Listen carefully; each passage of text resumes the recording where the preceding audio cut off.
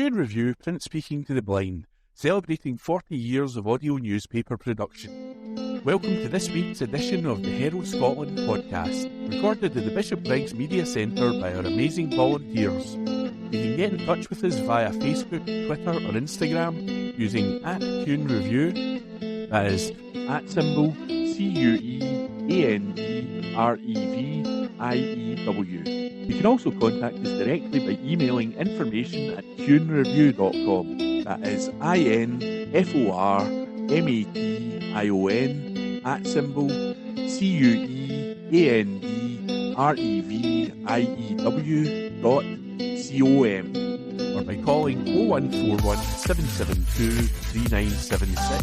That's 0141 772 3976. The Herald Scotland, on Wednesday the 8th of November 2023. From the news section. Climate crisis. Experts predict catastrophic collapse of UK forests. An article written by Jodie Harrison and read by me, Corey. Experts predict a catastrophic ecosystem collapse of UK forests within the next 50 years if action is not taken. Threats to UK forests include competition with society for water and viral diseases and extreme weather affecting forest management. A team of researchers from across Europe has produced a list of 15 issues they say are likely to have a significant impact on UK forests over the next 5 decades. The study is the first horizon scanning exercise, a technique to identify relatively unknown threats, opportunities and new trends of UK forests. Its aim is to help researchers, practitioners, policymakers and society in general to address threats before they become critical. Dr. Eleanor Tu, first author, visiting researcher at the University of Cambridge's Department of Zoology and head of forest planning at Forestry England, said, "The next 50 years will bring huge changes to UK forests. The threats they face, the way that we manage them, and the benefits they deliver to society." A panel of 42 experts spoke to colleagues to ask about overlooked and emerging issues that were likely to affect UK forests over the next half a century. A long list of 180 items was then whittled down through a series of review exercises to a short list of 30 issues. The panel identified the top 15 issues they believed were likely to have the greatest impact on UK forests in the next 50 years. The 15 issues were not ranked in order of importance or likelihood of occurrence. However, when scored individually, catastrophic forest ecosystem collapse was the most highly ranked issue, with 64% of experts placing it as their top issue and 88% ranking it within their top 3. The term catastrophic forest ecosystem collapse refers to multiple interrelated hazards that have a cascading effect on forests, leading to their total or partial collapse. However, the precise definition of what constitutes forest collapse will vary according to the local authority. The experts also suggest that not all emerging issues are threats. Some are new opportunities. They predict that forest lungs will be created thanks to an increased understanding of the benefits of trees for society. Dr. Tu concluded, "These results are both concerning and exciting. However, we should be optimistic, remembering that these are possibilities and not certainties. Crucially, we have time to act, by responding to the threats and embracing the opportunities future generations can have resilient forests with all the benefits they offer." The research, published in the Journal of Forestry, was funded by Forestry England. That article was from the Herald Scotland, it was written by Jodie Harrison, and it was read by me, Corey. The Herald Scotland, on Wednesday the 8th of November 2023. From the news section. Remembrance and Armistice Day services in Edinburgh. An article written by Jenny Sanderson and read by me, Corey. Edinburgh will fall silent to honour the fallen in Remembrance Sunday and Armistice Day services this weekend. The 1 o'clock gun will fire at Edinburgh Castle as dignitaries gather in the city centre to commemorate Armistice Day, the agreement to end the fighting after the First World War. It will signify a national 2-minute silence where people can remember those who lost their lives in war, and honour those who have served in armed forces and emergency services. Weather conditions will be monitored on the day, after the site was deemed unsafe in 2022 and the service was moved to a more sheltered location. Meanwhile, on Remembrance Sunday, people will gather at the Stone of Remembrance, where wreaths will be laid and members of the armed forces and veterans will parade at Edinburgh Castle. Where and when is Edinburgh's Armistice Day service? An Armistice Day service will be held on Saturday, November 11th, at the Scott Monument in Princess Street Gardens East. People will gather for the service, which will start at 10:52 a.m, with the 1 o'clock gun sounding at 11 a.m. to mark the 2-minute silence, and again at 11:02 to mark its end. Wreaths will be laid by the Lord Provost of the City of Edinburgh and representatives from service charities. Members of the public are welcome to join the service before it starts at 10:50 a.m. All are welcome to join us prior to 10:50 a.m, ready for the service commencing. If weather conditions are deemed unsafe for the service, it will be held at New Hague House in Logie Green Road. When and where is Edinburgh's Remembrance Sunday service? Edinburgh's Remembrance Sunday service will take place at the Stone of Remembrance at Edinburgh City Chambers on Sunday, November 12th. Wreaths will be laid by the Lord Provost, representatives from the Scottish Government, Armed Forces and Veterans to remember the fallen at 11 a.m. A timeline of the service has been outlined by Legion Scotland. Esplanade. 10 a.m. All VIPs, veteran wreaths layers gather at City Chambers. 10:30 a.m. Legion Scotland and Association Standards take up their positions. 10:32 a.m. Veterans detachments led by RAF Central Scotland Pipes and Drums will step off, followed by service detachments led by Band Scots. 10:50 a.m. Veteran wreath layers and service and veteran detachments in position at City Chambers. 10:57 a.m. City officers lead VIP wreath layers into position. 11 a.m. Single round fired from gun at Edinburgh Castle to begin 2-minute silence. And 11:02 a.m. Single round fired from gun at Edinburgh Castle to end silence. That article was from the Herald Scotland. It was written by Jenny Sanderson and it was read by me, Corey. This is from the Herald Scotland on Thursday the 9th of November 2023 from the news section. Lidl to equip staff in all stores with body-worn cameras. This article is written by Christy Dorsey. The UK arm of German discounter Lidl is set to become the first supermarket to introduce body-worn cameras across all its stores as standard.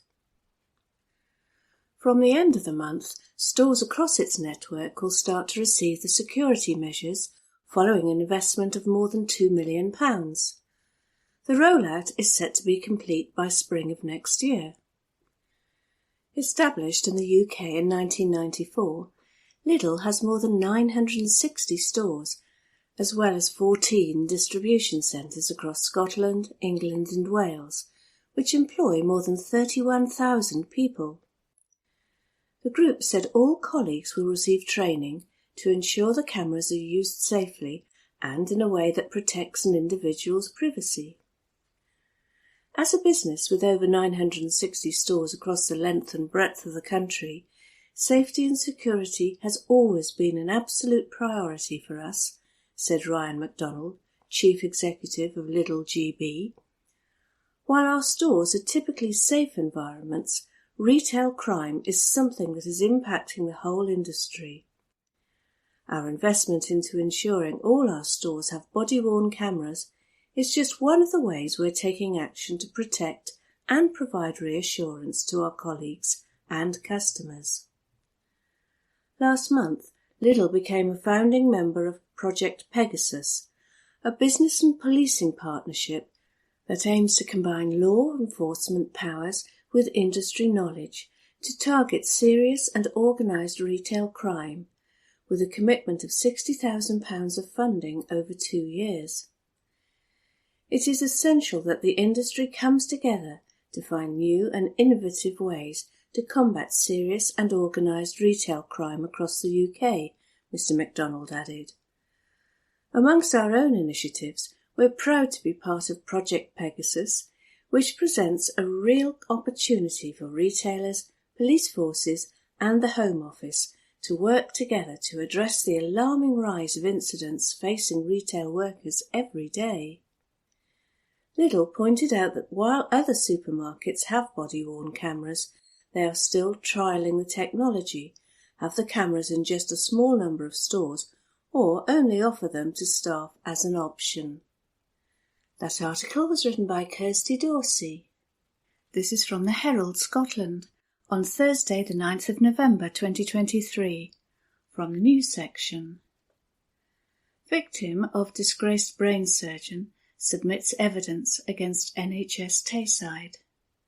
This article is written by Ryan McDougall. A victim of a disgraced brain surgeon has filed evidence to Police Scotland, accusing NHS Tayside of reaching the threshold of criminality while a doctor was armed with a scalpel.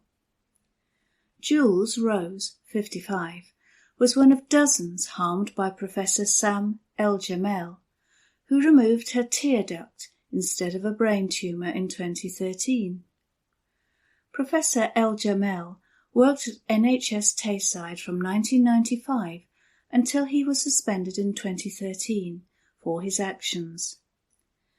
Ahead of submitting her evidence, Ms Rose spoke to reporters outside Tayside Police Station in Dundee, where she explained she believes NHS Tayside failed Professor El-Jamel's patients.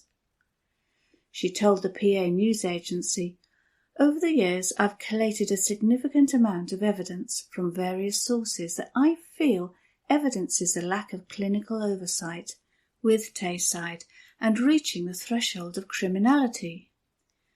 I had written a 20-page statement with the evidence that I'm going to submit in this folder today, so I'm going to present that to Police Scotland. That, I feel, is my evidence that reaches the threshold of criminality." She added, "Police Scotland have told me that they will use my evidence in conjunction with the current investigation that's ongoing with Professor El-Jamel, so that they will use this as the wider scope, and it will be presented to the Crown Office." Professor El-Jamel is now understood to be working as a surgeon in Libya. Asked if she is angry that he has left the country, Ms Rose said, "Yes, many patients are irate and the anger and frustration that they feel that El-Jamel has fled the country. However, this is the wider picture now, and that's why I'm here today. Because NHS Tayside, we feel, armed El-Jamel with a scalpel and allowed him to do business and to cause harm." Ms Rose said she could not discuss any of the evidence at this time. Police Scotland and NHS Tayside were contacted for comment. That article was written by Ryan McDougall. This is from the Herald Scotland on Friday, the 10th of November 2023, from the news section. Scotland Ferries, Shetland Tunnel Report Survey Plan. Report by Brian Donnelly, business correspondent. Island tunnel backers have said the plan to dig undersea links is more economically viable than the current ferry service. A report of Unst and Yale Tunnel Action Group's visit to the Faroe Islands highlights a series of potential social and economic benefits should the Shetland projects go ahead. It includes the growth of local communities, increased employment and leisure opportunities, retention of the population, housing development, improved capacity for the movement of perishable foodstuffs, and a positive impact on the move to carbon neutrality. The report, called Subsea Tunnels, Are We Crazy?, explores how tunnels have impacted on the Faroe Islands and provides comparisons between the two island groups in terms of geology, socio-economic and environmental factors, and issues related to funding. Alice Matthewson, Joint Chair of Unst Tunnel Action Group, said, "The 4-day fact-finding visit revealed that 11% of the entire Faroese road network is underground, and from December this year, the Faroes will have 22 tunnels, 4 of which are subsea. We now intend to seek data that already exists, that commissioned by Shetland Islands Council, as well as the oil, renewables and fisheries industries and service providers, including those laying subsea cables. This will help to inform our geological investigations." Stephen Henderson, Joint Chair of Yale Tunnel Action Group, said, "It is evident from the Faroese experience that the introduction of tunnels would provide opportunities for growth and development for our communities and the wider economy, as well as assist in our journey toward carbon neutrality." Duncan Gray, Joint Chair of Unst Tunnel Action Group, said, "There is also no guarantee that the Scottish Government will continue to fund the deficit, which they currently commit to our ferry service, nor is there any plan, realistic costing or budget in place for ferry replacement." Mr Gray also said, "Even if these were to appear, our communities will face the same ongoing situation every 20 to 30 years. Therefore, on that basis alone, we believe that the option of constructing tunnels is forward-thinking and economically sound." Miss Matthewson added, "The 'Are we crazy?' was inspired by a geologist we met in Faroe who said, 'Back in the 80s, when we first started to speak about subsea tunnels, I thought we were crazy, but look what we've achieved. We very much hope that we will soon be able to reflect back in a similar vein.'" That report was by Brian Donnelly. This is from the Herald Scotland on Friday, the 10th of November 2023. From the news section. Scottish Government warned 5 weeks to save hospitality industry. Report by Sarah Campbell. Scottish restaurateurs, publicans and hoteliers have warned there are just 5 weeks left to save the industry and called on the Scottish Government to provide emergency support.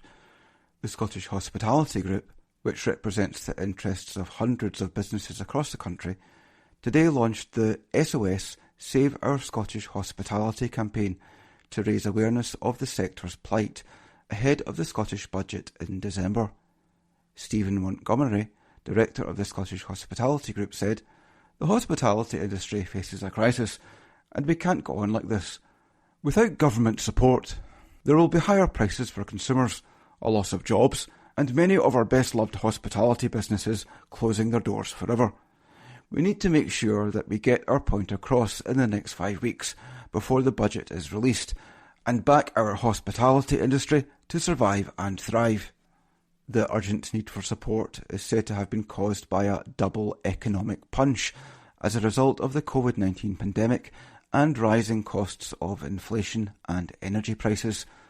Mr Montgomery, the owner of a 48-cover restaurant in Dumfries in Galloway, has first-hand experience of mounting pressures faced by the industry as well as the customers it relies on. He said, "Many businesses have come out of the pandemic with financial debt, and now we are in a cost-of-living crisis that is causing suffering for both the industry and consumers. In some cases, the turnover is up, but the profit is down, meaning that to break even, you have to keep increasing prices. The consumer cannot continue to pay more for the luxury of eating out, when they are also struggling to manage the cost of maintaining their homes."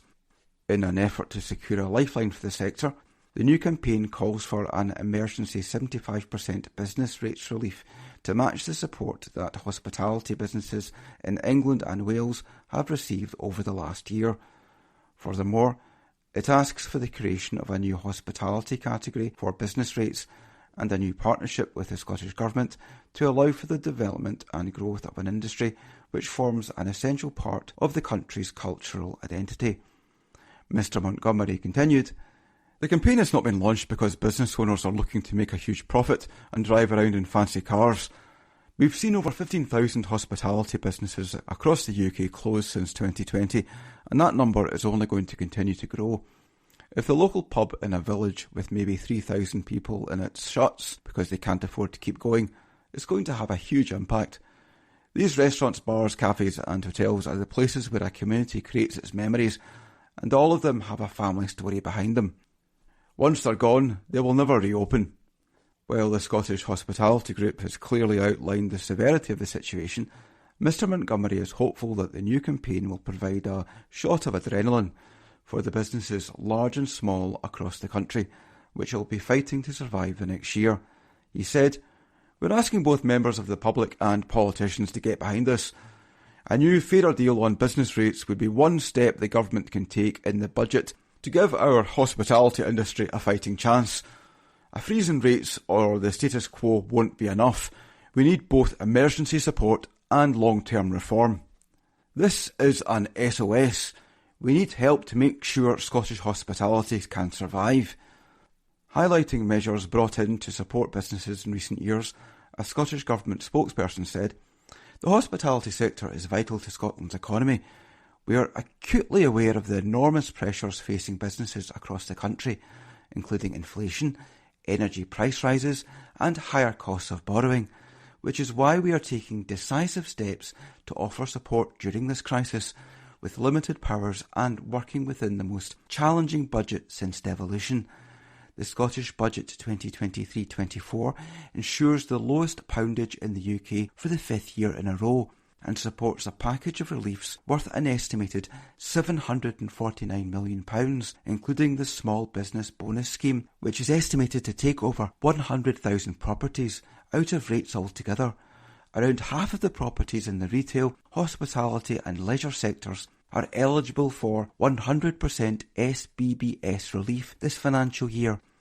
Decisions on non-domestic rates for 2024-25 will be made as part of next month's budget.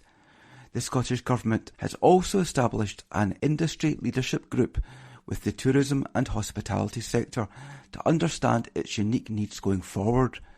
Through the New Deal for Business Group, we will continue to ensure businesses are informed early of decisions affecting them, giving them as much time as possible to provide input, to react and to prepare for any changes." That report was by Sarah Campbell.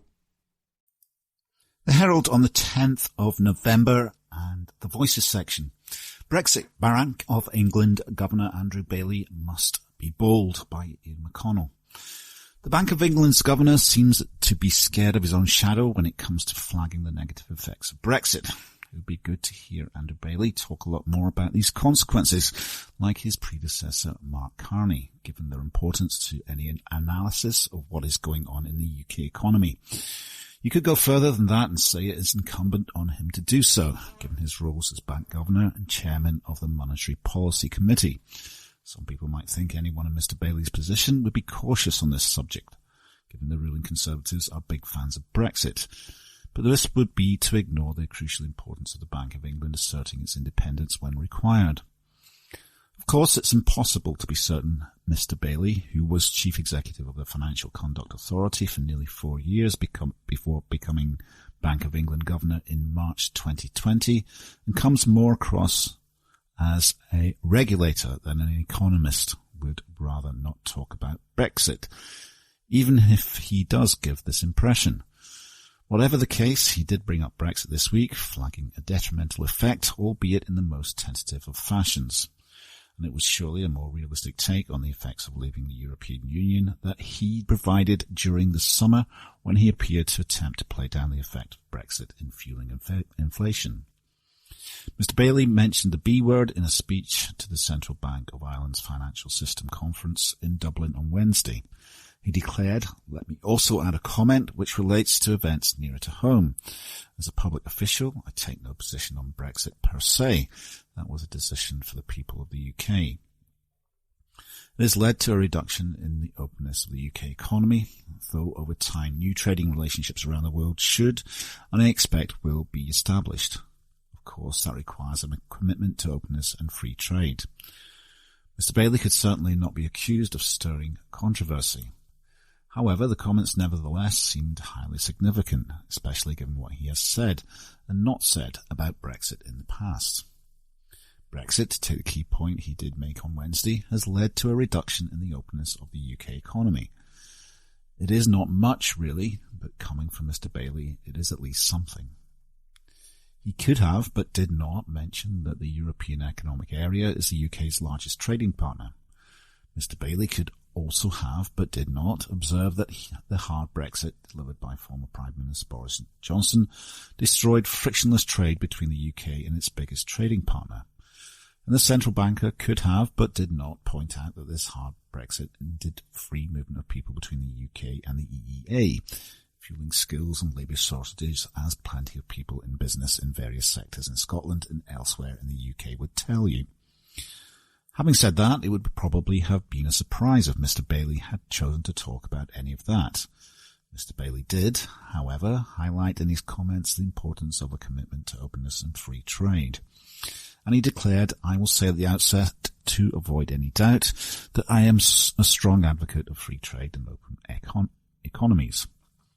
Dissecting Mr. Bailey's comments further, his over time new trading relationships around the world should, and I expect will, be established remark is noteworthy. You could form the view he is taking diplomacy to a whole new level by not mentioning the massive blow to free trade arising from the Tories' hard Brexit and the relatively tiny benefits from the new agreement signed with the likes of Australia and New Zealand. The UK government has made so much noise over these new trade deals. However, Mr. Bailey's comments at least do acknowledge the damage Brexit has done to the openness of the UK economy, and in the context of a clear message from him that such openness is a good thing for an economy. His public official comment in relation to taking no position on Brexit per se is interesting. It is perhaps worth noting that Richard Hughes, who chairs the Independent Office for Budget Responsibility, set up by former Chancellor George Osborne, has been far more forthright about the effects of Brexit. And this brings us to a crucial point. Mr. Bailey should not be expected to express any sort of political opinion on Brexit, but he absolutely should, in his position, be willing to talk frankly about Brexit's effects. Back in the spring, Mr. Hughes summed up Brexit's effects as follows. We think that in the long run it reduces our overall output around 4% compared with had we remained in the EU. He added it's a shock to the UK economy of the order of the magnitude of those sorts of other shocks that we've seen from the pandemic, from the energy crisis. These comments seem to contrast starkly with the tone Mr. Bailey when he appeared to deliberately play down Brexit as a factor in the UK's inflation crisis.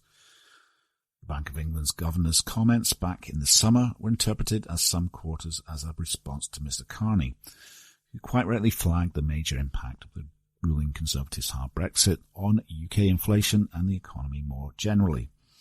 Reflecting on the labour market situation in the context of the UK's high inflation rate, Mr. Bailey said then, "I think more of it is to do with the response to COVID, frankly. We saw people come out of the labour force in COVID. Other countries tended to see that reverse more quickly and more strongly than we've seen in the UK.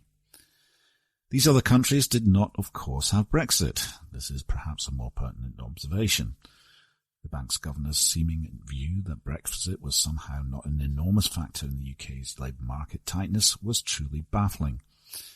So while they were not much, we should, in the light of Mr. Bailey's track record, probably muster a small cheer for his public comments this week about the detrimental impact of Brexit on the openness of the UK economy." And that was by Ian McConnell. The Herald on the 10th of November and the Voices section. Lockdown, the cure may have been worse than COVID, by Andy McIver. I often find myself subconsciously splitting life into two nowadays, before COVID and after COVID. I don't think we've seen each other since before COVID, have we? It must have been 4 or 5 years since we've been to that restaurant. It was definitely before COVID. This is the first time we've run one of these events in person since COVID, and so on. It's provided a historical line in the sand, much like a war. It is both inevitable and right that there are meaningful inquiries into the preparedness, the response and the outcome of COVID, both in Scotland and the UK. The terms of reference imply that this will be an inquiry of substance, which will reach deep into the decision-making and be unencumbered and unafraid. In practice, though, I must confess to doubts about whether it will really interrogate the biggest question of all. Was lockdown right? So far, the inquiries have been more dominated by gossip and sniggering about bad language in the case of the UK inquiry, and missing WhatsApp messages in the case of the Scottish inquiry. These common trivialities are actually interesting in themselves. In London, they have shone a light into the chaotic operation of the UK government under the premiership of Boris Johnson, a man who, according to the testimony of his own allies, did not have a skill set suited to a crisis requiring a detailed response, and who doesn't like to hear new swear words that we have never previously used. And in Edinburgh, they have deliciously weaved into the COVID inquiry the SNP psychodrama, with the revelation that former First Minister Nicola Sturgeon has deleted some of her WhatsApp messages. Much has happened in the SNP since COVID emerged in China in late 2019, and the publication of Ms Sturgeon's WhatsApps would surely have been of deep interest to journalists well beyond those covering the COVID inquiry. There is also important discussion to be had about how politicians can have private conversations, which are the source of most of the good things government does in the modern age. A WhatsApp is today's equivalent of a quiet conversation in the corridors of Parliament, and I think it important that politicians know this can happen without anyone finding out. However, none of this is the point, of course. The point is to ascertain whether we were successful in managing the most economically and socially disruptive peacetime event we will likely ever experience. The early signs are dispiriting. It's hard to escape the conclusion that the inquiries are starting from the premise that lockdown was right and unquestionable. Indeed, that the only real debate to have is whether we did it early enough. If, in the final analysis, that is the outcome of these expensive and emotionally draining investigations, they will represent not only a wasted opportunity, but a dismal handbook for what to do the next time we are confronted with a similar pandemic. The inquiries are right to hear the personal testimonies of those impacted by policy, as the Scottish inquiry is doing now with the relatives of people who died alone in care homes. It is difficult not to reflect on the decision taken by the state to prevent people from seeing dying loved ones in care homes and in hospitals as being frankly inhumane. However, the most important service these inquiries can provide to the country is to focus on lockdown. Did it save lives? And if it did it save more lives than it has and will cost? The latter is complex, but worth investigating. COVID is a killer virus, but lockdown is a killer cure. Lockdown created a cruel isolation for older people, especially those who live alone. COVID may or may not have caused their illnesses or death, but by how many years has loneliness and depression shortened their lives? How many people have died or will die from alcoholism and addiction developed during lockdown? Are those middle-aged people more likely to die from long-term physical and mental ill health than they would have been from contracting COVID? How will the loss of education in a country already marked by tumbling academic standards impact children throughout their lives? Will they ever achieve their potential, which, in national terms, becomes a question of stunted economic growth and lower tax returns? And how will the unnatural social isolation amongst children and the ensuing epidemic of anxiety, social awkwardness and bad behaviour in school, which those who work in the area know has occurred, manifest itself when those children are 20 or 40 or 60 or 80? How many at-risk children, and indeed women, were abused at home because they were no longer able to access their daily safe space, whether that be school or work? Let's not pretend there was no alternative. Not only was there an alternative, we are now able to compare data. In Sweden, scientists held firm and refused to enforce a lockdown. We like to think that we followed the science, followed the data, but we didn't. The Swedes did, because there was no data to support lockdown. No studies to support the presupposition that COVID would kill more people than lockdown would kill. The Swedes, under a social democratic government, took mitigation measures with an element of social distancing, an element of working from home, and an element of face mask wearing. But there was no lockdown, and no closure of schools, which the Swedes decided was too dangerous for children and too risky for the economy and for the health service, given the inability for the parents of those children to work. This was met with international opprobrium and mockery from foreign state scientists and epidemiologists, including ours. They should not be laughing now. The Swedish death rate from COVID was only around 2/3 of ours, and was amongst the lowest in the European Union. They follow the data and the start and the epidemiology as the virus progressed, and now they are reaping the benefits. Nobody in the Scottish or UK governments deliberately made bad decisions. They were faced with an unprecedented crisis, and they listened to their experts. We have the right to know whether these experts were correct, and we have the right to be angry if these inquiries do not find out. And that was by Andy McIver. From the Herald Scotland, Monday the 13th of November, from the politics section, Cameron in shock return to UK government as Sunak reshuffles cabinet. This article is by Andrew Learmonth. David Cameron has made a shock return to government after Rishi Sunak appointed him as his new Foreign Secretary. The ex-PM's dramatic comeback was announced on Monday morning, shortly after Suella Braverman was sacked as Home Secretary, triggering a reshuffle. Her post was taken up by James Cleverly, with the former Tory leaders taking the vacancy at the Foreign, Commonwealth and Development Office, FCDO. Downing Street announced that Mr Cameron would accept a peerage and become Lord Cameron, allowing him to serve in government. He will be the first Foreign Secretary to sit in the upper chamber since Lord Carrington had served under Margaret Thatcher between 1979 and 1982.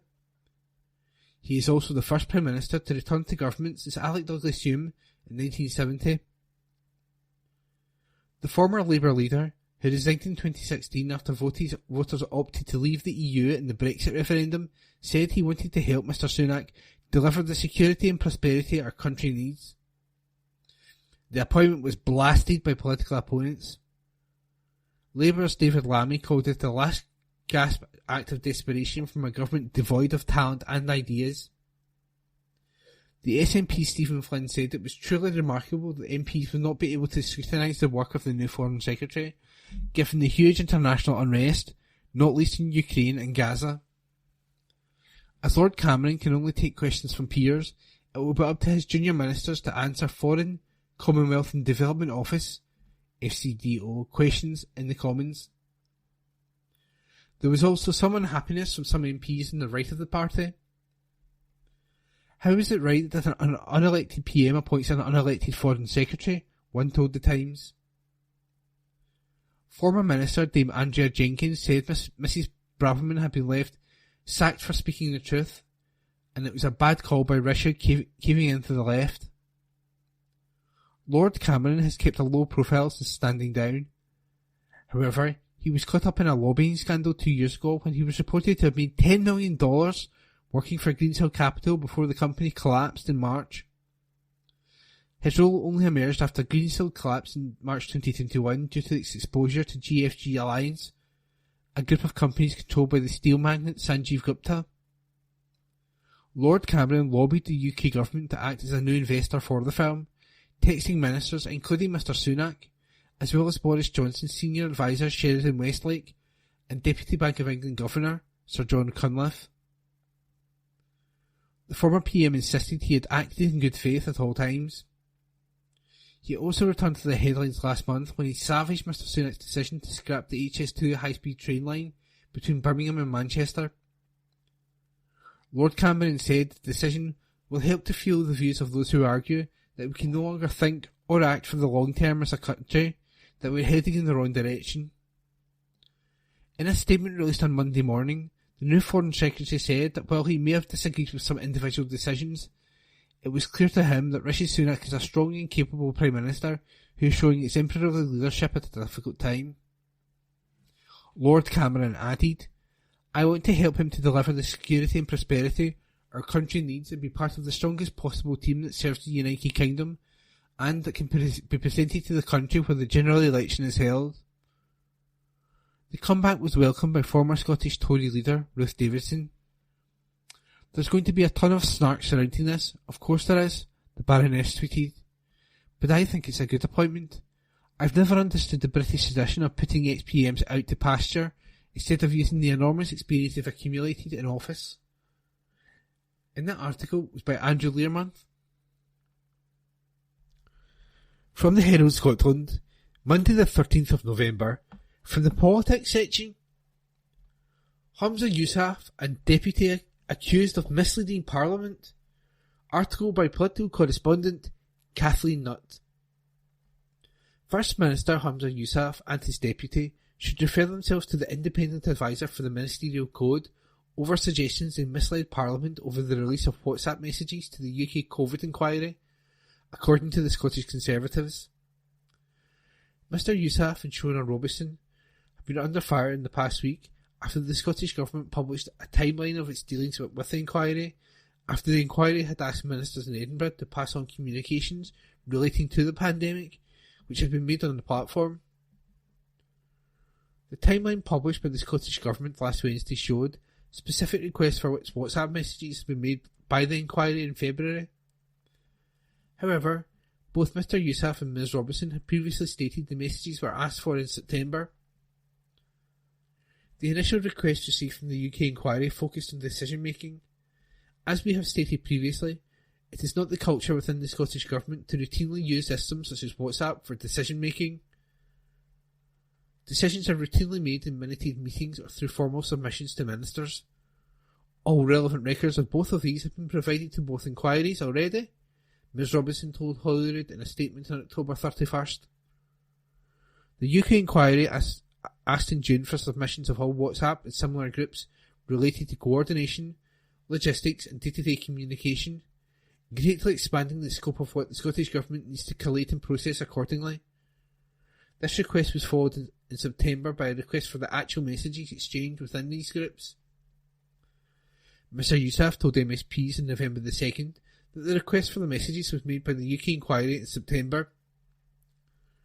The messages were asked for in September, just a matter of weeks ago, he stated then. At First Minister's questions last week, Mr Yousaf rejected claims he and his deputy misled Holyrood over the matter. However, he admitted that his government had interpreted requests for messages from the inquiry too narrowly and noted the Scottish Government had now handed over 14,000 messages. Asked to admit he didn't tell the truth by Scottish Conservative leader Douglas Ross on Thursday, the First Minister said, "I absolutely refute that. Clearly, I was talking about specific WhatsApp groups.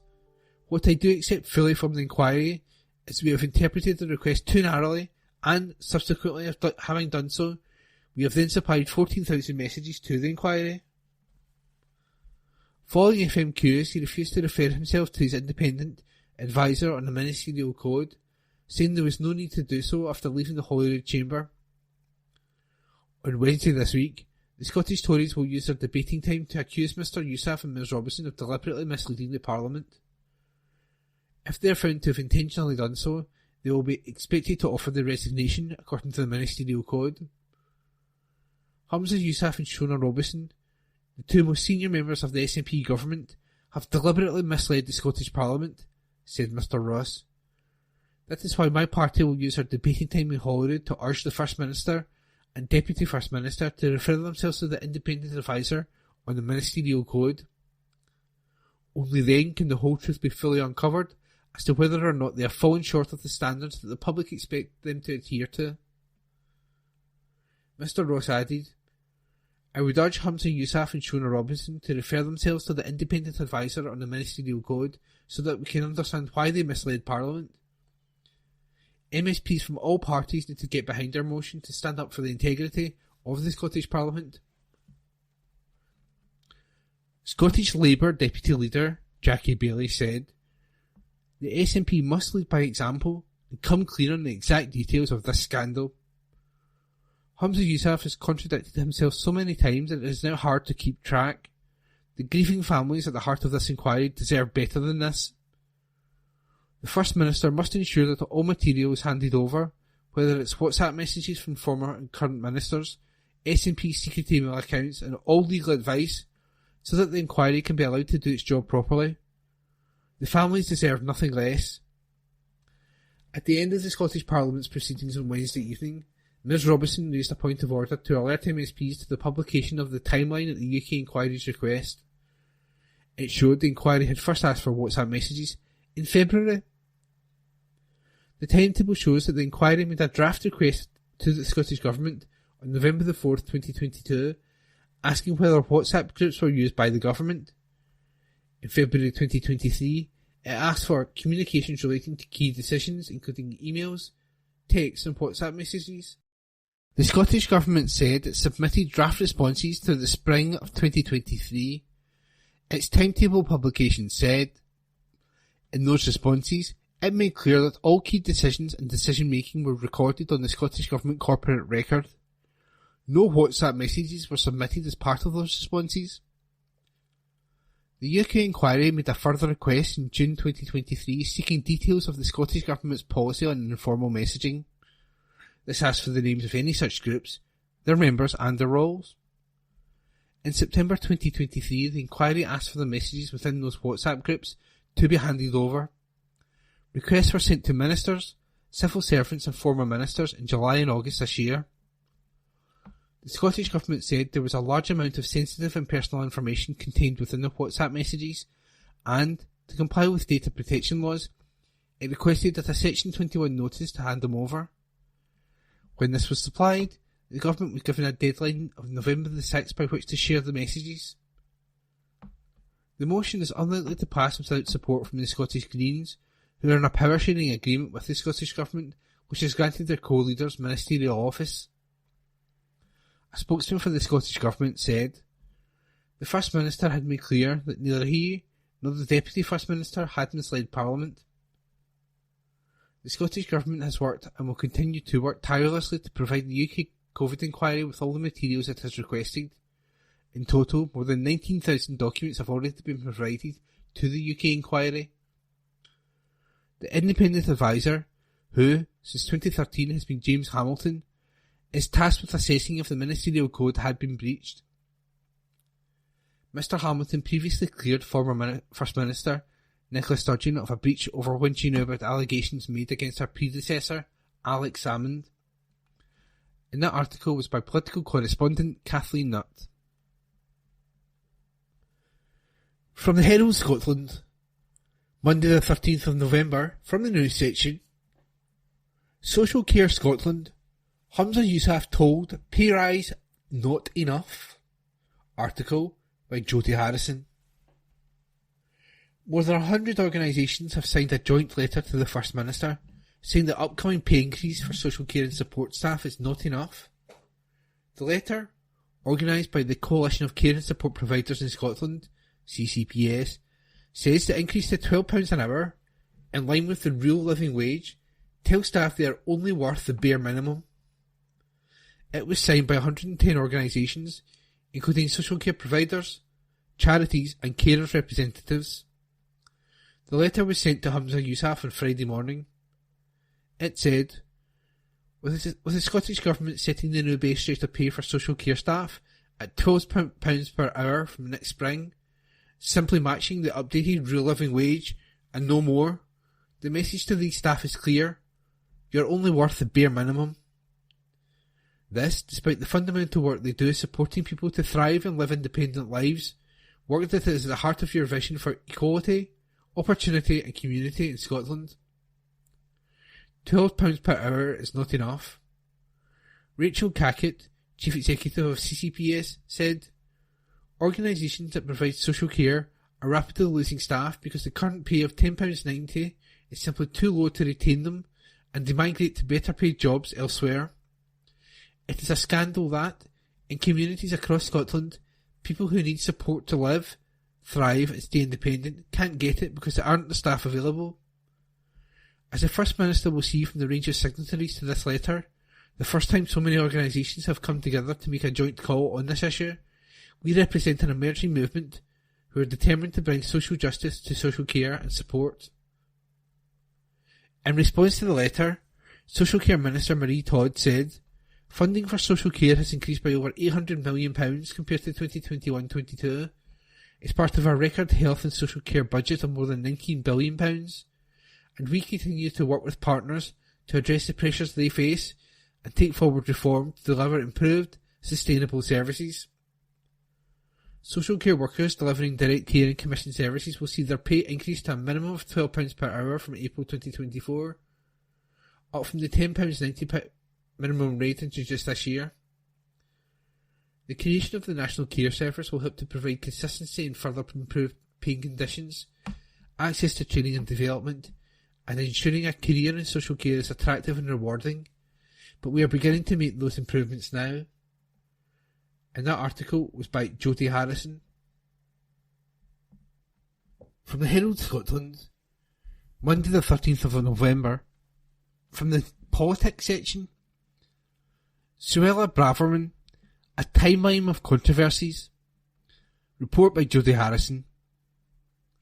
Suella Braverman was no stranger to controversy in her time as Home Secretary, which came to an end after she was sacked in a cabinet reshuffle on Monday. Opponents of Ms Braverman consistently accused her of employing far-right rhetoric and lacking compassion in her comments about asylum seekers, immigrants and multiculturalism. She had previously also been effectively sacked by Liz Truss over security concerns before being brought back into government a week later by Rishi Sunak. Here, we look at some of the major controversies from Ms Braverman's time in office. The Internal Market Bill, October 2020. As Attorney General, Ms Braverman drew criticism from the legal profession for backing the Internal Market Bill, which was described as breaking international law in a limited and specific way. Senior barristers particularly questioned her decision to seek advice on the bill from 3 Brexit-supporting lawyers, including a junior barrister who had worked for the Vote Leave campaign, rather than the government's usual panel of legal advisers or the Treasury's most senior lawyer. Ms Braverman remained a staunch supporter of the bill, leading to accusations that she had sacrificed the UK's reputation and put the Good Friday Agreement at risk. Rwanda Dream, October 2022. Ms Braverman has been a major proponent of the government's plans to deport asylum seekers to Rwanda if they cross the channel in small boats. The policy has attracted widespread condemnation from human rights groups, and Ms Braverman was criticised after telling an event in 2022 Tory conference that it was her dream to deport people to Rwanda. India Trade Deal, October 2022. A major trade deal between the UK and India was reported to have been on the verge of collapse after Ms Braverman expressed reservations about the possibility of allowing more immigration from India and said there was a problem with Indian citizens overstaying visas. A government spokesperson said the UK and India enjoyed a close and positive relationship. Security breach, October 2022. Ms Braverman was effectively sacked as Home Secretary towards the end of Liz Truss's premiership, after it emerged she had leaked confidential cabinet papers to right-wing backbencher Sir John Hayes. An investigation found she had sent confidential documents to her personal email address on a number of occasions as Home Secretary, in addition to leaking a draft ministerial statement to Sir John. Her return to government days later, when she was reappointed by Rishi Sunak, reignited the row, but Ms Braverman survived. Migrant Invasion, October 2022. Shortly after her return to government, Ms Braverman again courted controversy by describing the arrival of asylum seekers in South Coast as an invasion. Her comments came days after a man threw firebombs at a migrant processing centre in Kent, and migrant support groups likened her words to language used by far-right figures. She was confronted over her comments by Holocaust survivor Joan Salter, but Ms Braverman said she would not apologise for the language that I have used to demonstrate the scale of the problem. Grooming Gangs article, April 2023. In a comment piece in the Daily Mail, Ms Braverman claimed child grooming gangs in the UK were almost all British Pakistani. Muslim groups, medical bodies and others accused her of amplifying far-right narratives about British Pakistani men, but Ms Braverman stood by her comments in a follow-up article for The Spectator. In October, regulator the Independent Press Standards Organisation found that the claim had been significantly misleading, as the Home Office's own research had concluded that offenders were mostly from white backgrounds. Driving Awareness Course, May 2023. Mr Sunak faced calls to launch an inquiry into Ms Braverman over claims she breached the ministerial code by asking civil servants to arrange a private driving awareness course for her after she was caught speeding in 2022. The Prime Minister decided not to launch an investigation after consulting his ethics advisor, concluding that Ms Braverman's actions did not amount to a breach of the code, even if a better course of action could have been taken to avoid giving rise to the perception of impropriety. Asylum seekers pretending to be gay, September 2023. Ms Braverman drew outrage from the LGBT plus groups after claiming there were many instances where asylum seekers had pretended to be homosexual or transgender to game the system and get special treatment. She also said being a victim of discrimination on LGBT plus grounds should not be enough to qualify for asylum. Human rights activists and prominent figures spoke out against her comments, with Sir Elton John saying Ms Braverman risks further legitimising hate and violence against LGBT plus people. Multiculturalism at failure, September 2023. In a speech on migration in the US, Ms Braverman said multiculturalism in the UK had failed and threatened security. Mr Sunak distanced himself from her comments, which some commentators regarded as part of a pitch for the Conservative leadership should the Prime Minister lead his party to defeat at the next election. Homelessness a lifestyle choice, November 2023. Homelessness charities criticised Ms Braverman for reported plans to prevent them from giving tents to rough sleepers and claiming homelessness was a lifestyle choice. The proposals did not appear in Tuesday's King's speech, but the Prime Minister has not ruled out including them in a wider criminal justice bill. Police playing favourites, November 2023. Amid multiple pro-Palestinian marches in the UK and concern about the use of anti-Semitic language, Ms Braverman accused police of playing favourites by tolerating the demonstrations while using stronger tactics against right-wing protests. Downing Street said it had not approved the comments, which were described by some as divisive and inflammatory, and led to renewed calls for her to be dismissed. She was sacked in a cabinet reshuffle the following week. And that article was by Jodie Harrison. From the Herald Scotland, Monday the 13th of November, Politics. USAF welcomes Braverman sacking as Scottish politicians react. Article by political correspondent Kathleen Nutt. Hamza Yousaf has welcomed the Prime Minister's decision to sack Suella Braverman as Home Secretary. The Cabinet Minister was removed from her post in a reshuffle this morning after days of speculation over her future in the role. She is succeeded by James Cleverly, the former Foreign Secretary. Former Prime Minister David Cameron has returned to government as Foreign Secretary and will be made a peer, Number 10 said. Responding to the news in social media this morning, the First Minister wrote on X, formerly Twitter, "Never has someone been so unfit for public office as Suella Braverman. At a time when we need those in government to bring communities together, she revelled in fanning the flames of division. The Tories are out of ideas and out of time. There should be a general election now."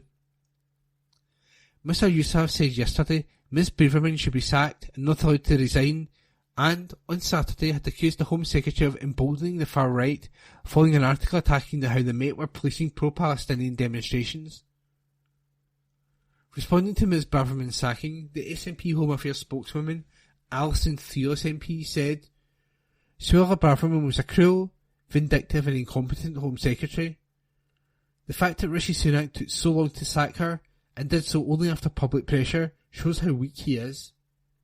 She added, "It's right that she's finally gone, but her abhorrent policies remain in place and are completely at odds with the values of people in Scotland, and with our economic interests as a country. We just need rid of one Tory minister. We need rid of the whole rotten lot. And the only way to get rid of Westminster Tory governments for good is with independence. Independent European countries like Scotland are wealthier and fairer than the UK, and with all the powers of independence they can introduce policies that meet their values and interests. So the question is, why not Scotland? Ms Braverman's sacking was also welcomed by the Scottish Greens, whose co-leader Lorna Slater said the former Home Secretary left a shameful legacy that has scarred millions of lives. Suella Braverman caused huge damage and spread enormous misery in her 13-month reign of cruelty, said Miss Slater. She deliberately targeted the most vulnerable people who were made to pay a terrible price for dehumanising policies she introduced. Hers is a shameful legacy that has scarred millions of lives by stoking division, hatred and wickedness. She should never have been handed the job in the first place, let alone have been allowed to survive for so long. If the Prime Minister had any strength and wasn't so terrified of his own backbenchers, he should have sacked her months ago and admitted his mistake, an error of judgment that has plunged the UK into toxic turmoil because of her cruel policies. The appalling scenes we saw on Saturday were only the tip of the iceberg. From dog whistles to the far right, to racist Rwanda deportations and dawn raids, she was desperate to make life as difficult as possible for refugees and migrant communities. It's not just Suella Braverman that we need to see the back of, it is the divisive and punishing politics that she represents. It is also the weak Prime Minister that appointed her, and the disgraceful government of which she was a key part. The Scotland I want us to build is a welcoming and progressive one, and the exact opposite of the closed, authoritarian and insular UK that the Suella Braverman has done so much to create. Ms Braverman was sacked as Rishi Sunak took action following the unauthorised article in the Times accusing the police of favouring some groups over others. A Number 10 source said the Prime Minister asked Suella Braverman to leave government and she has accepted. After being sacked, Ms Braverman said, "It has been the greatest privilege of my life to serve as Home Secretary," adding, "I will have more to say in due course." The Conservative said Mr Sunak is carrying out a wider reshuffle which strengthens his team in government to deliver long-term decisions for a brighter future. But sacking one of the leading figures on the Tory right could pose difficulties for the Prime Minister as he seeks to get his party united behind him and ready for a general election expected next year. News of Ms Braverman's exit came as Defence Minister James Heappey was touring broadcast studios. Minutes before she was sacked, he had told LBC that Mr Sunak and his team in Number 10 had been very clear she, Ms Braverman, has his confidence and, in that sense, one would imagine that she will continue. But he was told on air during an ITV Good Morning Britain interview that she had been sacked, leaving him to say, "Your viewers will be enjoying my discomfort, but it is in this case difficult to offer commentary when I just don't know what is going on." Liberal Democrat leader Sir Ed Davey said, Suella Braverman was never fit to be Home Secretary. Rishi Sunak knew this and he still appointed her. It was the Prime Minister's sheer cowardice that kept her in the job even for this long. We are witnessing a broken party and a broken government, both of which are breaking this country. Ms Braverman was no stranger to controversy in her time as Home Secretary. Opponents of Ms Braverman consistently accused her of employing far-right rhetoric and lacking compassion in her comments about asylum seekers, immigrants, the homeless and multiculturalism. She had previously been effectively sacked by Liz Truss over security concerns before being brought back into government a week later by Rishi Sunak. And that article was by political correspondent Kathleen Nutt. From the Herald, Monday, 13th of November 2023. Sports section. Sporting integrity dictates plastic pitches must go, but they won't. By Johnny McFarland, Head of Digital Sport. Given the importance Scottish football has historically placed on sporting integrity, it remains astonishing that the SPFL hasn't moved to quell the edge given to those teams allowed to ply their trade on plastic pitches. Make no mistake, Kilmarnock and Livingston, the two sides who have them installed at their home stadiums, enjoy a sporting advantage. It's important to stress that they have done nothing wrong. They've broken no rules. Both are good clubs and have looked to do what they can do to help themselves survive in a challenging industry. While Scottish football continues to allow plastic, there's a convincing argument that it's smarter them to utilise whatever helps stay competitive. For those of us looking to be entertained By watching a game at either stadium on the television, though, it's quite a painful afternoon's viewing. As Philippe Clement said in the build-up to yesterday's game between Livy and Rangers, football on such a surface is a very different sport. Just like in tennis, where players like Rafael Nadal excelled on clay or Pete Sampras dominated on grass, football changes enough with the slowed roll of the ball and the flattened bounce that it becomes slightly warped. Some players adapt well, but others don't. If we believe that practice matters, it's an obvious win for teams who play and train on that surface consistently. Steve Clarke used it to stunning effect when managing Killie, while most think Livingston's manager David Martindale has done a magician's work during his time in West Lothian. Few point to how the environment shaped the outcome in such appraisals, as good as both businesses have been. Last year, Martindale explained how the pitch saves the club between 100 and 150k every year. His men can play both the train and the stadium, as well as rent the space out for others to enjoy. So the advantage is not just sporting, it extends to financial results to boot. Don't take my word for it. Former Livingston manager Kenny Miller said yesterday of the team's familiarity with the plastic, it definitely gives them an advantage. They're used to the surface and know what it is. This sporting fairness argument is at the core of why these pitches need to be outlawed, and that's not to say it stands as the only reason. Academic studies of the impact these surfaces have on athletes are still relatively thin on the ground, but there are many in the game who swear they result in joint injuries.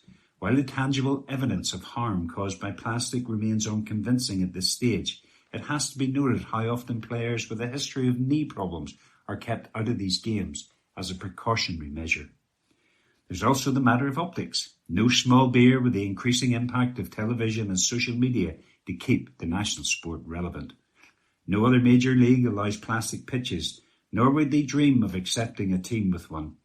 As Clement said ahead of the match, you look at the big leagues, the top leagues, there's not one artificial pitch. There's a reason for that, for the quality of football, for the quality also for spectators to watch good football games. It needs to be on grass pitches.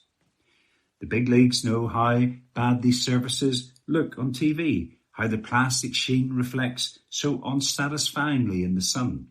They will also be aware they require regular watering to keep them slick and as fast as possible.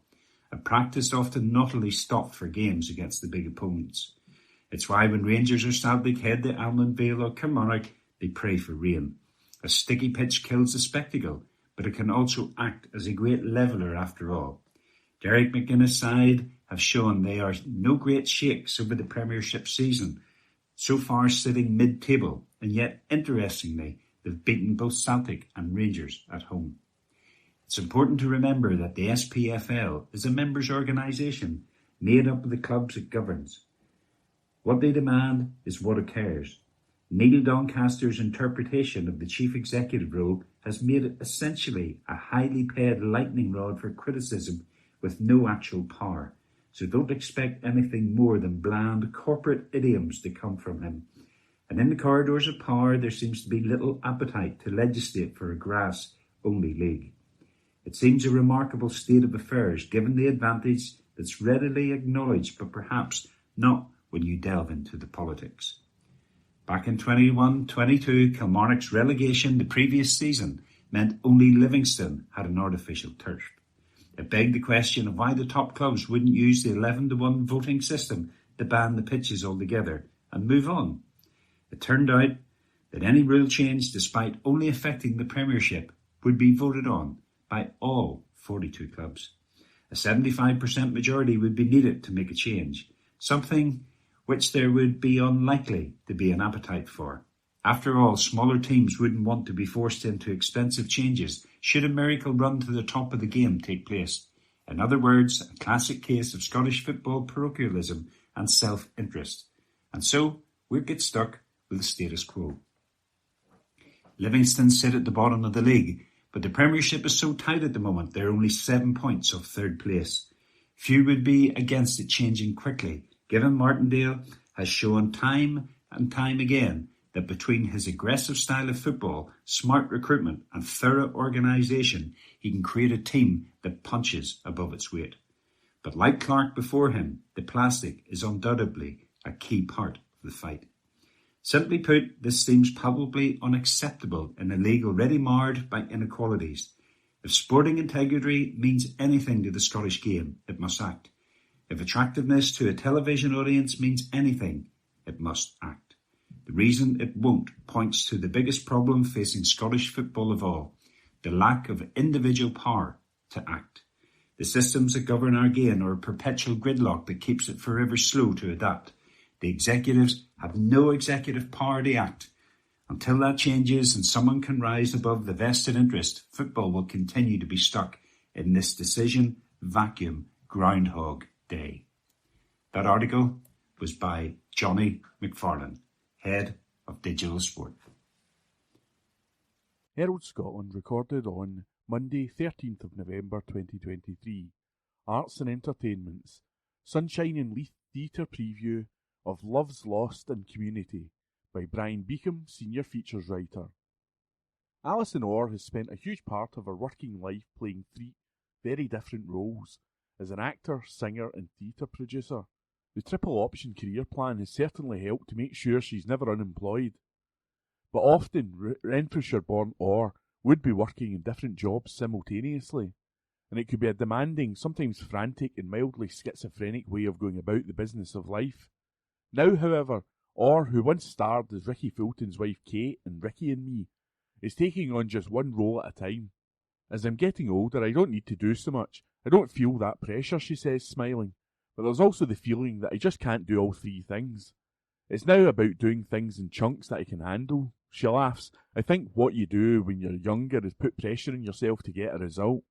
She offers a mock sigh. Oh, to have had the knowledge and wisdom you have now. Over the years, Orr has toured the world as part of the singing trio The Swing Cats, acted in a range of theatre production at Glasgow's Pavilion Theatre, and produced shows for the likes of Alex Norton, Jonathan Watson, and Philip Differ and Paul Riley. Right now, the chunk she is focused on is appearing as a performer in Sunshine and Leith, the massively successful musical featuring a soundtrack of Proclaimers music. The story by Stephen Greenhorn tells of two squaddies, Davy and Ali, returning from the Iraq War to their home in Leith. It's about lost loves, holding together relationships and community, with a searing backdrop of NHS cuts and nods to gentrification. Orr plays Jean, the mother of Davy, Robbie Scott, and Liz, Fiona Wood. Jean keeps the family together, she explains. She's a nice person, the glue in the family, and it's a really good role. Alison Orr, however, may now separate out her work, but she's entirely happy not to have one particular job. Where I am lucky is that I've enjoyed the whole three areas of work. I really like producing, acting and singing. In fact, I was talking to my partner recently when he mentioned I didn't have a hobby. She laughs. He was sort of hoping I would take up golf, but that isn't going to happen anytime soon. What I do know is that if I didn't work in the areas I do, they would be my hobby. Back in 1987, Alison Orr, who learned to play flute and saxophone at school in Erskine, sang in a pizza restaurant with her piano-playing best friend, the late Stuart Thomas. Thomas determined to become a writer while Orr fancied acting. The result was the cult comedy play Salon Jeanette. But now, Orr has added another string to her bow as a writer. It began when she encouraged her brother Jim to write a play. Jim was an accountant who'd never written anything before, so I helped him to structure his first play, and working with him was really good. The result was Bend It Like Bratback, and now the follow-up, Bend It Like Bertie, which she also produces, will play at the Pavilion Theatre in the new year. But Orr has written her own musical play, The Coven. I've been writing a lot, and now I've written a musical about witchcraft, she says with audible pride in her voice. It tells the story of Macbeth's three witches, or rather, what happens to the three characters after the event.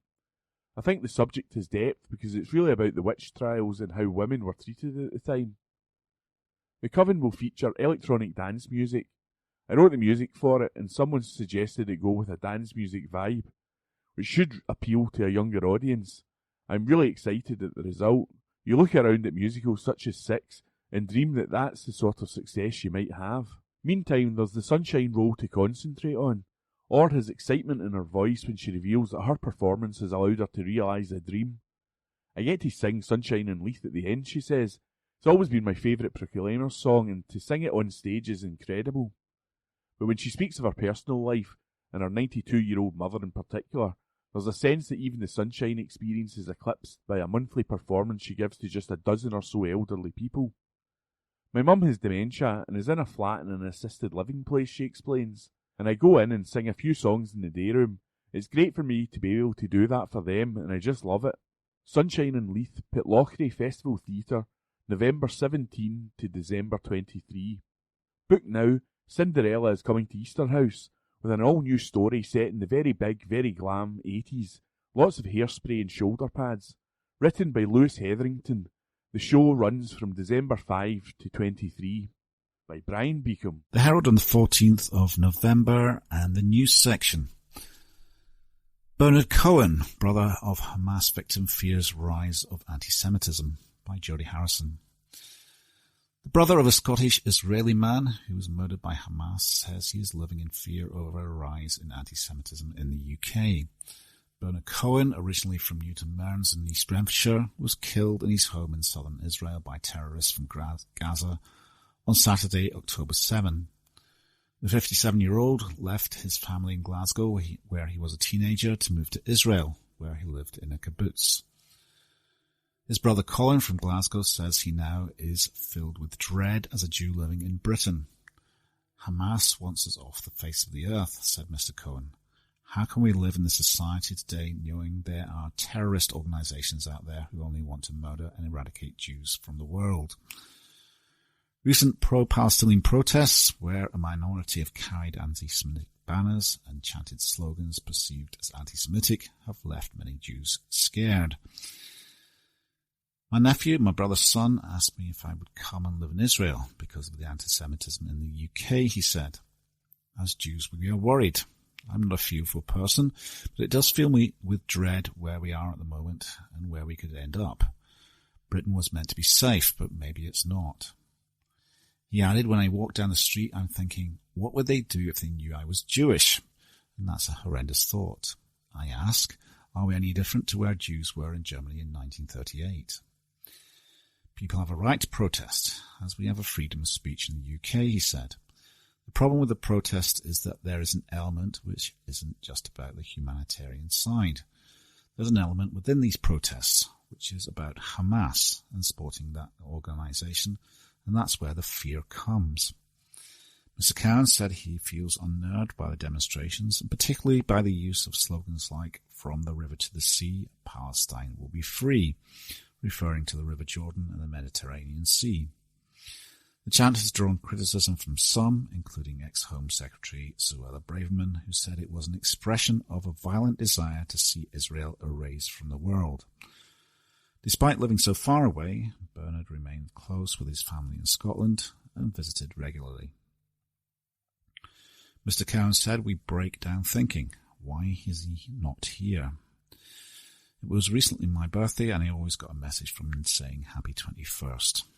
That was Bernard. He was always joking, and it never came this year. So yes, it's been a tough time. And that was by Jody Harrison. The Herald on the 14th of November, and the news section. Finniston Clothing founder to open second Glasgow store, by Caroline Wilson. The founder of a successful Scots clothing brand has said he has no regrets about turning his back on capitalism and switching his business to a social enterprise. Ross Geddes said he was warned the move was akin to commercial suicide, but is about to open his second store in Glasgow's south side. All products at Finniston Clothing are made either in the UK or Portugal, with a focus on sustainable materials and local producers that appeal to conscious consumers. Its knitwear and beanies are made in Stewarton, cord coats made in Fife, and they work with a Dundee cotton mill, while jackets in the Winter 24 line will be produced with wool from a sheep farm in Eaglesham, run by his 91-year-old grandpa. The 30-year-old launched the brand in 2020, selling workwear-inspired garments from its Byres Road branch and a successful online store. He says the closure of the shop soon after due to a lockdown and the stress of ordering too much stock led to his mental health deteriorating, and alcohol became his coping mechanism. He was later diagnosed with ADHD and said all of this led to a rethink about his business model. While business costs, including salaries, are paid, profits are donated to charities, and initiatives related to mental health and the environment. It's been an awakening, said father of one, who started to pay more attention to his health and well-being and has since quit alcohol and coffee. It feels like I've been turned inside out, so it was inevitable the business would have to change too. Having a capitalistic business was no longer work for me, so if it was to keep going, a purpose-driven business was the only option. I was so grateful to have my partner, a healthy baby, and a roof over my head. I want to give something back. I found peace, for now, but many haven't. There's a mental health crisis, and we know we can help. Every single time you buy a Finson product, you will be helping to promote and aid mental, physical and environmental health in Scotland and beyond. People in the industry have described my decision to switch to a social enterprise as commercial suicide, but that's a risk I'm willing to take. He says he decided to make a serious change to the business in a bid to halt what he describes as the fashion industry's greed-driven race to the bottom. As well as selling his own products in store, Finnieston also stocks a select collection of other brands, but Geddes has discontinued a number of lines due to rising prices despite a marked drop in quality. He said, I refuse to sell poor quality clothing made cheaply for eye-watering prices. It's a race to the bottom. We want to be the antithesis for fast fashion. Clothes built to last, built for purpose, and built for the future. All our clothes have long lifespan. We always think about cost per wear, and we offer a repair service. They're investable pieces. Going forward, we will educate customers about the industry so they can be more informed. We will be transparent about the costs involved in making our garments and where these profits go. He says brands are being cornered into compromising quality or selling clothing at prices most people can't afford. He said it's cheaper to go to the Far East, but we're standing by our commitment to quality, and we've always made conscious decisions about where the products are made. Finnieston's second store will open this weekend in Shawlands, and the owner believes there's still a major appetite for bricks and mortar shopping. He said, I'm sticking to my guns and focusing less on online where fashion brands are fighting a losing battle. We're appealing to conscious consumers who want to feel and touch the garments, who are most likely to shop local, and who want to make a positive impact with their purchasing decisions. I've always wanted to open a unit in the south side. It's where I live, and we know from our online orders that much of our demand comes from that area. There's enough cafes in that area. It's time to open a few more shops. And that was by Caroline Wilson. The Herald on the 14th of November and the news section.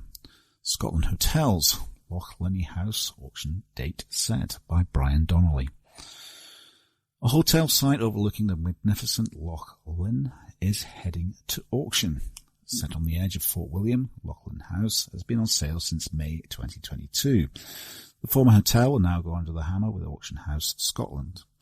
With views over the Ardgour Hills, the property sits close to the banks of Loch Lynn on the A2 Achentor Road. Less than a 5-minute drive from Fort William Town Centre, the location is advertised as a perfect base for discovering the Scottish Highlands. The hotel stopped welcoming guests in 2020. It has 23 double bedrooms with en-suites, along with private parking and gardens. Marketed by Auction House as a unique development opportunity, the former 3-star Loch Linnhe Hotel is being sold with approved planning permission to convert the suite into 14 luxury apartments. Planning permission granted to the site, which is in place until 2024, allows for the demolition of all existing buildings. For one bidder willing to take on the work, the hotel could be updated and transformed with the construction of 2 new detached buildings, each comprising of 7 2-bedroom holiday apartments, the Auction House Scotland said. The site is expected to appeal to developers, hoteliers and short-term let providers, thanks to its popular tourist location. Described as the outdoor capital of the UK, the area is world famous for its range of sporting and recreational activities, including 2 of Scotland's 5 ski resorts. Loch Linnhe House boasts awe-inspiring views and countless adventures right on its doorstep. With its prime location and full planning permission already in place, this remarkable property presents an outstanding development opportunity, Auction House Scotland said. Full planning details and related documents can be viewed on the Highlands Council website using the reference 20/02605/FUL. Lachlan House goes up for sale by public auction with Auction House Scotland on Thursday, December 14. The guide price is set at £599,000. And that was by Brian Donnelly. From the Herald Scotland, Monday the 13th of November, from the business section, Glasgow family nappies firm Tots Bots fails, all jobs lost. Article by Ian McConnell, Group Business Editor. A Glasgow manufacturer and online retailer of reusable nappies, swimwear nappies and related accessories has collapsed into liquidation, with all 47 staff made redundant. Blair Nimmo and Alistair McAlladine of Interpath Advisory were appointed joint provisional liquidators to Totspot Limited on Thursday last week, it was announced this morning.